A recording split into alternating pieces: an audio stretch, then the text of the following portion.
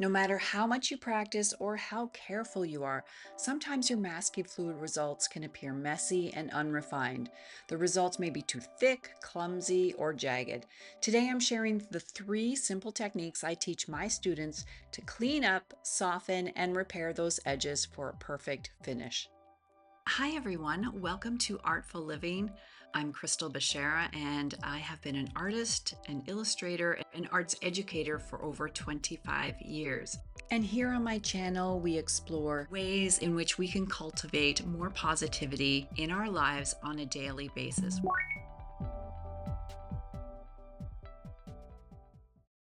To repair our messy masking job, we can use 3 options: fix, fill, or soften, depending on the results that you're looking for.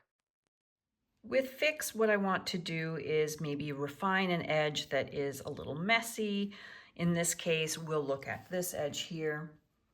So what I would love to do is try to match the exterior color in my palette. So I have 2 options here for myself, and I'm going to use a very small pointed round, and I'm going to approach this edge from the opposing side. So on the side that has paint, I'm going to take what I hope is the perfect color, and I'll just stand by with a little bit of tissue in case I need to do some emergency blotting. So I'm just taking my bluey green mixture here. You could actually apply your color mixture that you believe is accurate and just add it to the edge of an extra sheet of watercolor paper. Bring that to the surface to see if that's a good match. Do keep in mind, however, that watercolor does dry about 10 to 15% lighter. So I think in this case, we actually do have a match, even though the values look a little bit off. It should dry a touch lighter. If I'm a little bit concerned, I can either add a bit more water to my palette inside my brush or simply blot the paint. So what I want to do is approach my painted edge from the outside so that the tip is facing towards the masking fluid. So here we are getting rid of this rough edge. Now this is just a sample beach scene, of course. I actually do like a rough edge on the sea foam, but in this case, I just want to illustrate how we can use this fix option.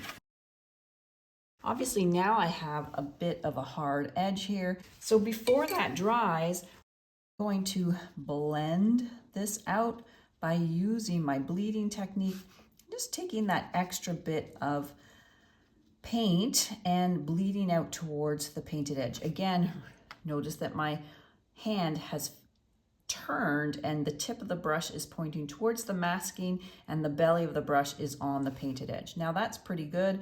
I can always fluff this together a little bit more.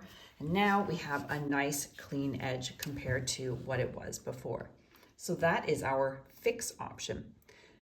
All of the links to any products that I've mentioned in this video are listed below, and following them through helps to support my channel so I can continue creating free content just like this for you. So maybe when you masked, you thought the area would be a nice bright white highlight and that would look really great, but after removing it, once the painting is dried, perhaps you see that there is too much contrast and there's too much of a jump between a surrounding area and the masked area. In this case, you can fill. So once again, I'm going to attempt to try to match if I want to blend it in, or I can simply tint it with another color. I'm going to show you both options. So if I want to fill this whole shape in, I can just work directly on dry, and my goal is to make this as seamless as possible. If I overlap into the painted area that has dried, it will create a second value and it will look a little bit darker. But as a patch, I think that works quite well. Perhaps you don't need to match and blend it in. Maybe the color is just wrong. So in this case, maybe I want a little bit of a beautiful yellow highlight coming through here where I had the white, and I will add a little bit of gamboge and grab a bit of my Hooker's green mixture here. I'll just mix them together and let's see what happens here. Once again, we don't need to pre-wet. You can if you want a soft effect, but I'm just working right on dry. So this is the effect that just a glaze would have on a masked area. So the fill option has a lot of flexibility. You can fill to do a patch job on the masking fluid, or you can fill to glaze and shift the color.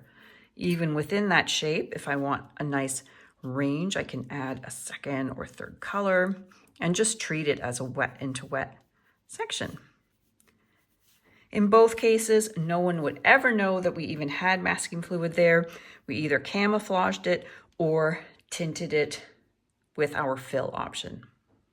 The next option is soften. And that's when you find the edge of your paint where it meets the masking fluid is just too harsh. Perhaps you want more of a lost and found effect on an edge.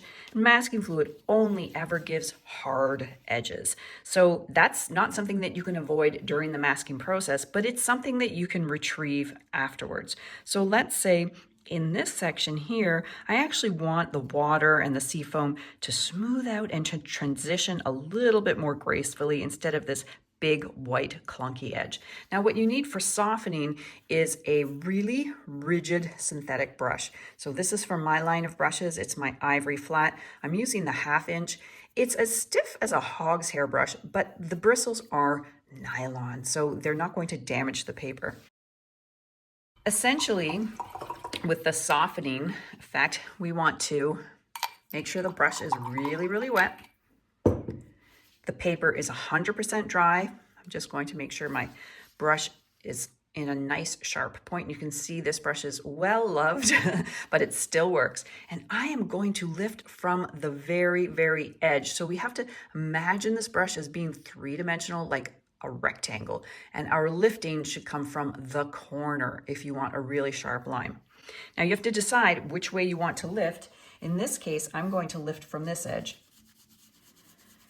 And I just want to lift out the old pigment. This painting is a couple of years old. It was from an old demonstration on how to paint a wave. And even still, the pigment comes up quite easily. So I'm just using a circular movement, and I'm not going to damage the paper because I have a pretty soft bristled brush, even though it's rigid. These are nice nylon bristles, but the main thing is you need enough water on your brush to lift. If you don't have enough water, you're not going to be able to loosen the pigment. The final step is to simply blot this away. And there we've got a much more graceful edge. Fix, fill, or soften. Now you've got 3 beautiful options depending on the effect that you're going for. You guys, I have so many free and valuable resources on my website at crystalbeshara.com, as well as full-length tutorials. If you like this demo here, let me know if you'd like to see a beach scene on my channel. I would love to create a tutorial for you on how to do that. If this video resonated with you, I would love for you to hit that subscribe button, share it with a friend, or comment below. Thank you so much for being here. Until the next time.